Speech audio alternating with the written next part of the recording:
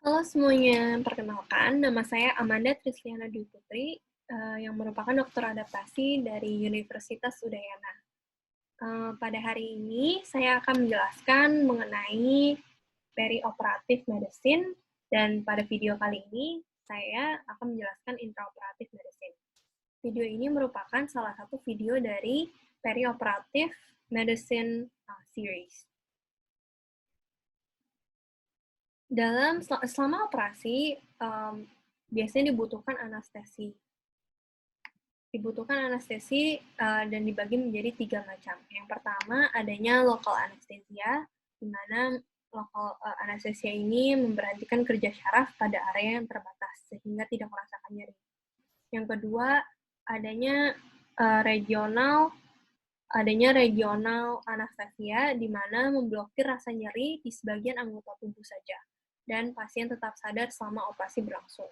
Regional anestesi bisa dilakukan dengan cara peripheral nerve block, ganglion plexus block, epidural, spinal, dan juga intravenous regional. Untuk general anesthesia, merupakan pembiusan total, di mana pasien tidak sadar selama operasi berlangsung dan tidak merasakan nyeri. Dan general anesthesia bisa digunakan dengan total inhalation anesthesia seperti ether sedation. Yang kedua bisa balance anesthesia, di mana menggunakan inhalasi dan juga intravenous. Yang ketiga adalah total intravenous anesthesia atau juga disebut analgo sedation. Biasanya di teknik-teknik ini biasanya berbeda untuk masing-masing operasi. Untuk anestesi regional tersendiri, bisa dilihat yang paling sering adalah spinal atau epidural, di mana dokter akan menginjeksikan obat anestesi hanya di luar lapisan epidural, dan yang seperti ini di sini. Seperti di sini. Lalu akan diberikan obat hanya di sini. Atau bisa juga menembus ke subarachnoid, di mana adanya cairan cerebrospinal fluid, dan ini bisa disebut namanya spinal. Dan spinal dan epidural ini biasanya digunakan untuk pembedahan di mana level di bawah level sumsum tulang belakang tersebut. Nah, yang selanjutnya adanya plexus block, di mana dokter akan menginjeksi ke akar proximal plexus untuk pembedahan pada bagian tubuh yang diinervasi plexus tersebut. Misalkan hanya diinjeksi pada plexus di sini, maka inervasi yang diberikan dari akar-akarnya ini akan terafeksi. Selanjutnya adanya anestesi lokal. Anestesi lokal bisa ada beberapa macam, mulai dari lidokain yang paling sering, bupivakain, propivakain, ametokain, dan juga pilokain. Semua ini fungsinya sama untuk anestesi lokal, tetapi mereka berbeda dalam aksinya, mungkin lebih pendek seperti lidokain, dan bupivakain lebih panjang. Dan beberapa bisa digunakan untuk injeksi intravena, dan ada beberapa yang hanya digunakan untuk topikal atau subcutaneous saja. Selanjutnya, mengenai trias general anestesi. Ada 3. Yang pertama adanya analgesia untuk menghilangkan rasa nyeri selama operasi berlangsung. Yang kedua, adanya hipnosis untuk menghilangkan kesadaran pasien selama operasi berlangsung. Yang ketiga, untuk merelaksasi otot-otot, di mana otot-otot pasien dalam tubuh pasien menjadi lemas dan mempermudah intubasi dan mempermudah operasi selama berlangsung. Selanjutnya untuk obat analgesik. Obat-obat analgesik adalah obat-obatan yang memiliki efek inhibisi sensasi nyeri dengan menginhibisi transmisi impulsi nociceptif pada jalur aferen primer. Contohnya seperti anestesi lokal, atau dengan mengubah persepsi nyeri, contohnya dengan opioid. Untuk opioid sendiri yang sering digunakan adalah morfin, yang merupakan gold standard. Ada yang lainnya seperti diamorfin, kodein, petidin, fentanyl, dan remifentanil. Cara memilih obat-obatan ini semua tergantung dari operasi, durasi, dan juga jenis operasi yang digunakan, yang akan digunakan. Dan apabila kalau morfin memang lebih kuat dan fentanyl juga merupakan yang lebih kuat dibanding kodein. Dan biasanya kalau fentanyl dan remifentanil ini mirip ya, cuman yang untuk fentanyl mungkin lebih singkat waktu kerjanya, sedangkan remifentanil mungkin bisa digunakan untuk long acting. Kalau short acting ini mungkin bisa digunakan hanya untuk mengatasi nyeri selama operasi, dan remifentanil untuk antisipasi setelah pasien bangun, mungkin setelah itu. Yang kedua adanya NSAID, non-steroidal anti-inflammatory drug. Jadi yang pertama adalah aspirin yang mungkin yang namanya gold standard ya. Yang lain bisa digunakan adalah ibuprofen, diclofenac, dan juga COX-2 inhibitor. Selanjutnya bisa dilihat ada obat-obatan hipnotik. Obat-obatan hipnotik adalah obat-obatan yang memiliki efek depresan yang khas, mulai dari sedasi ringan, hipnosis, anestesi, sampai koma. Obat-obat hipnotik ini bisa diberikan secara dua metode. Yang pertama adalah metode intravena, yaitu via pembuluh darah. Yang bisa digunakan adalah, yang paling sering digunakan adalah propofol atau tiopenton, yang merupakan gold standard. Yang lain juga bisa digunakan etomidate, benzodiazepin, dan juga ketamin. Untuk inhalasi itu sendiri, yaitu via sungkup nasal, bisa diberikan sevofluran, isofluran, desfluran, halotan, dan juga nitrous oxide. Ini bisa di-adjust untuk dosisnya, dan sevofluran biasanya lebih kuat daripada nitrous oxide. Jadi bisa dilihat gitu, apabila pasien hanya butuh di twilight zone saja dan bukan general anestesi, mungkin bisa digunakan nitrous oxide. Selanjutnya ada obat muscle relaxant, di mana obat ini memiliki efek untuk melemaskan otot peripheral sama operasi. Ini sangat penting ya untuk memudahkan intubasi, membantu proses pembedahan, dan juga mengurangi dosis maintenance agen anestesi sehingga dapat membantu pada operasi yang durasinya lama. Jadi ada dua tipe muscle relaxant. Yang pertama itu adalah depolarizing, yaitu yang contoh obatnya adalah sufentanil. Yang kedua adalah non-polarizing, seperti mifacurium yang cara kerjanya pendek. Dan juga yang ada yang long acting, yaitu atracurium, veroconium, rocuronium, dan tracurium. Ada banyak lagi contohnya. Jadi tujuan monitoring intraoperatif tersebut adalah untuk menjaga fisiologi dan homeostatis normal pasien melewati proses anestesi dan pembedahan.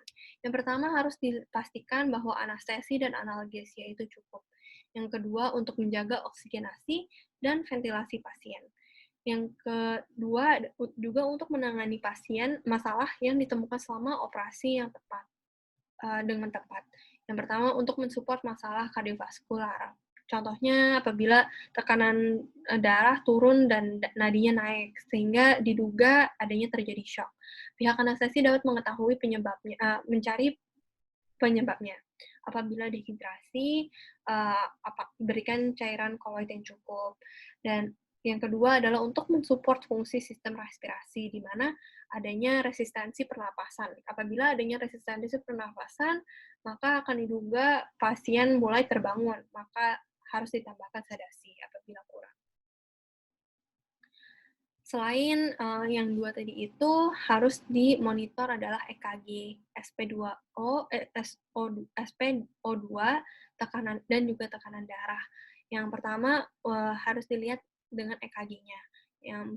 Yang diperhatikan detak jantungnya, apakah frekuensinya normal, dan P-wave, QRS, dan T-wave-nya itu semuanya normal. Dilihat apakah ritmenya juga normal, apakah ada AF, atau VT, atau yang tanda-tanda berbahaya lainnya. Bisa juga dilihat adanya perubahan iskemik analis seperti adanya dari ST segmennya itu apakah naik dan juga turun.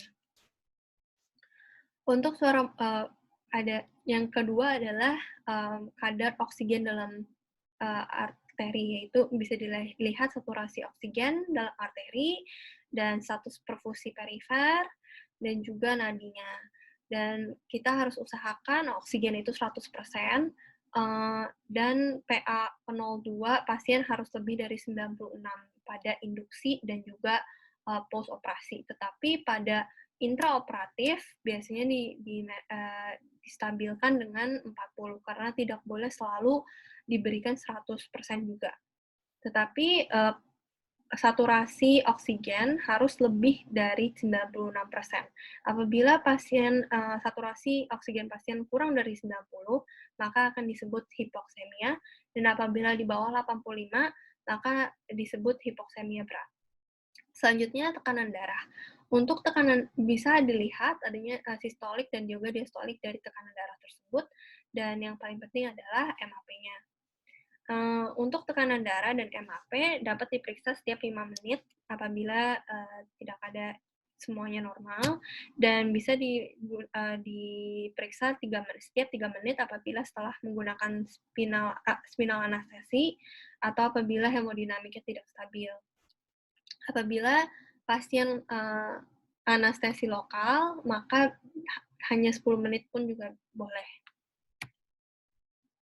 Untuk fase general anestesi ada 3. Yang pertama adanya induksi, yang kedua maintenance, dan juga pemulihan, di mana waktu kritis itu adalah induksi dan juga recovery. Untuk induksi, induksi merupakan tindakan untuk membuat pasien dari sadar menjadi tidak sadar, sehingga memungkinkan dimulainya anestesi dan pembedahan.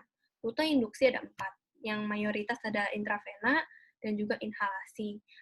Yang inhalasi bisa digunakan pada pasien anak atau pasien yang fobia sama jarum. Yang lain bisa digunakan intramuskular dan juga rektal. Obat yang diberikan adalah 3 komponen tadi, seperti midazolam, fentanyl, dan atracurium. Dan selama induksi harus dimonitoring, terlihat pasien perlahan menjadi tenang dan mengantuk. Dan setelah induksi berhasil, dapat menggunakan mask yang sungkup begitu, atau LME, atau tube intubasi untuk mempotensikan jalur udara. Selanjutnya, selain yang tadi dapat diberikan persiapan seperti memposisikan pasien, disesuaikan dengan tipe pembedahan, misalkan supine atau dorsal decubitus untuk pasien operasi kardiak, kolorektal, toraksik, abdominal, dan juga laparoskopik. Seperti yang Trendelenburg seperti ini, mungkin pasien yang kolorektal, ginekologi, atau urinari. Apabila pasien prone seperti ini, mungkin seperti posterior spine surgery. Kalau lateral seperti ini, mungkin pasien THT, kolorektal, ginjal, dan juga operasi panggul. Setelah fase induksi berakhir, maka akan masuk ke fase maintenance, di mana pasien harus dijaga untuk tetap dalam keadaan tidak sadar, tidak merasakan nyeri, dan otot-ototnya juga dalam keadaan relaksasi. Bisa diberikan lewat intravena dan juga inhalasi. Pada inhalasi harus diberikan oksigen 40-100% dan juga agen hipnosis. Obat-obatan yang diberikan komponennya masih sama, 3 itu, cuman mungkin obatnya yang diberikan mungkin berbeda. Yang sering saya jumpai di OK adanya obat-obat seperti propofol, sevofluran, dan nitrooxide, analgesik seperti fentanyl dan juga tramadol, obat relaksasi otot seperti atracurium. Dan dosis untuk maintenance biasanya lebih sedikit daripada dosis awal induksi. Contohnya untuk pasien 65 kg, dosis fentanyl awalnya 150 mikrogram, dan maintenance dose-nya hanya 50 mikrogram setiap 30-40 menit. Selain itu, juga harus dijaga suhu, jalan nafas, dan oksigenasinya. Selama operasi, harus dilihat adalah potensi jalan nafas, dan karena harus memberikan agen anestesi melewat inhalasi. Bisa dilihat adanya tanda-tanda nafas yang terkendali apabila tekanan invasi terasa berat dan juga tekanan positif inspirasi meningkat. Apabila napas spontan terjadi, maka akan terlihat suara nafas patologis dan juga kantong reservoirnya turun dan atau berhenti. Tampak gerakan dadanya juga paradoks. Selain itu, harus dilihat adanya oksigenasi pada pasien selama operasi, karena ini sangat penting berinteraksi dengan zat asam di darah. Untuk mengetahui kadar oksigen dapat dilihat secara kualitatif, yaitu dengan pulse oximeter atau dengan AGD juga. Secara klinis dapat terlihat darah berwarna menjadi gelap atau pada permukaan mukosa menjadi sianosis seperti ini. Bisa dilihat yang di sini mungkin warnanya lebih gelap dan yang di sini lebih terang. Selanjutnya, dokter anestesi harus memantau keadekuatan ventilasi dan juga bisa dimonitor intraoperatif. Untuk memantau ventilasi bisa dilihat dengan gerak naik turunnya dada, melihat kembang kempisnya kantong reservoir, melihat PaCO2, end-tidal CO2, PT, MB, respiratory rate, dan juga PEP. Untuk sirkulasinya sendiri bisa dilihat dari nadi, tekanan darah, dan juga MAP. MAP sini, dan produksi urin, dan juga tekanan vena sentral. Fase pemulihan di mana pasien di mana menghentikan obat anestesi dan juga ekstubasi trakea. Dilanjutkan dengan pemberian oksigen 100% dari sungkup muka. Saluran nafas pasien disupport sehingga pasien dapat kembali ke fisiologis normal setelah anestesi. Periksa kekuatan otot dan koordinasi pasien seperti meminta pasien untuk menggenggam tangan dan menjulurkan lidah dan angkat kepalanya. Selain itu, memposisikan pasien di posisi recovery untuk mencegah aspirasi dan tetap monitor hingga discharge. Ada beberapa faktor yang mempengaruhi pemulihan. Contohnya, yang pertama adalah jumlah pemasukan dan simpanan obat bius, seperti lama pemakaian, dosis total. Yang kedua, adanya laju metabolisme tubuh, seperti suhu tubuh, seperti fungsi sistem dan organ metabolik. Yang ketiga, adanya laju ekskresi, yaitu melalui paru, ginjal, dan hati. Sekian presentasi saya untuk video kali ini, yaitu untuk video yang terakhir. Terima kasih.